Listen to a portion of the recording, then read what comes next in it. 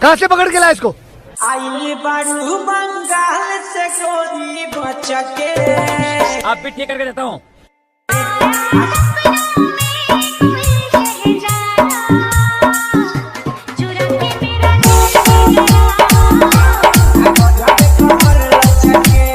अरे जब भी ऊपर चढ़ता बंद क्यों कर देते हो? ये ढीले जरा डीजल डाल।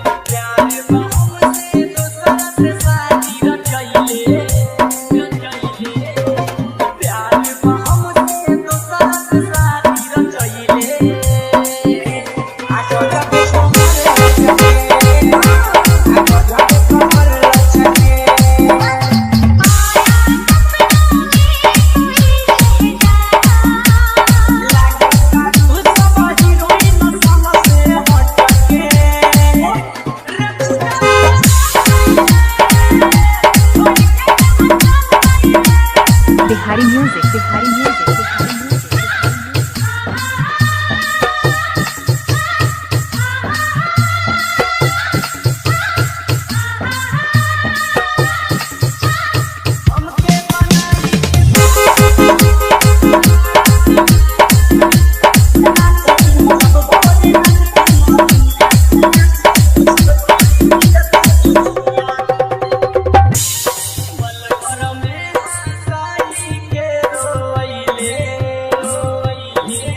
वो दुल्हन बनकर रुखसत हो गई। वाह वाह वाह वाह वाह वाह। वो दुल्हन बनकर रुखसत हो गई। वाह वाह वाह।